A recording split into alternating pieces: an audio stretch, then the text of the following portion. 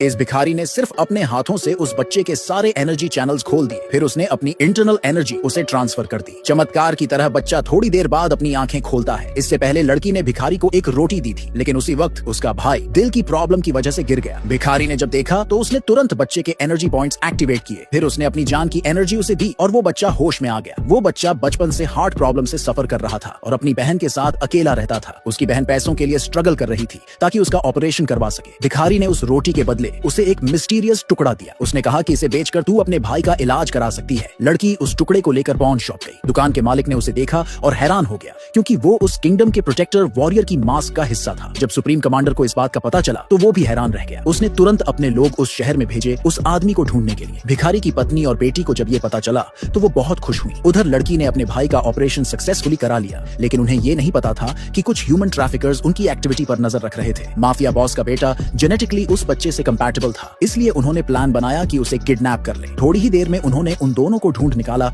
और बिना कुछ बोले उन्हें जबरदस्ती ले जाने लगे। भिखारी ने ये देखा और बहुत गुस्सा हुआ। उसने रोकने की कोशिश की, लेकिन उसे धमकाया गया कि अगर वो इंटरफियर करेगा तो उसकी आइडेंटिटी रिवील हो सकती है। भिखारी को चुप रहना पड़ा, लेकिन जब उसने देखा कि बच्चे को उठा के ले जा रहे हैं तो उसे अपनी बेटी की याद आ गई जो पहले किडनैप हो गई थी। वो अब और सहन नहीं कर पाया। उसी वक्त उसने इंटरफियर किया और बच्चों को बचा लिया। गुंडे पिटे हुए वापस गए रिपोर्ट देने। बॉस बहुत गुस्सा हो गया और बोला कि अब मैं खुद जाऊंगा। थोड़ी देर में वो अपने लोगों के साथ आ गया। उन्होंने बच्चों को चारों तरफ से घेर लिया और ले जाने ही वाले थे। तभी भिखारी फिर से सामने आ गया। जब उसने देखा कि ये लोग बहुत एरोगेंट हैं, तो उसने अपनी जेब से कुछ फ्रैगमेंट्स निकाले और फेंक दिए। वो बच्चों की जान के बदले वो चीजें देना चाहता था। एक गुंडे ने फ्रैगमेंट्स उठाए और उसकी वैल्यू समझी, लेकिन माफिया बॉस को कोई समझ नहीं थी। वो इन्हें बेकार की चीजें समझकर हंसने लगा। फिर वो मजाक उड़ाने भिखारी के पास आया। भिखारी ने तब वार्निंग दी कि उसे मजबूर मत करो एक्ट करने के लिए। किसी ने उसकी बात सीरियसली नहीं ली, तो उसने अपना पावर दिखाने का डिसीजन लिया। सबको लगा वो पागल है। बॉस ने उसे अचानक से अटैक करने की कोशिश की, लेकिन उसी पल भिखारी एक एनर्जी फील्ड से घिर गया। बस एक मूवमेंट में उसने एक मिस्टीरियस फोर्स रिलीज कर दी। उसी वक्त एक अनजान औरत वहां आई। माफिया बॉस ने जैसे ही उसे देखा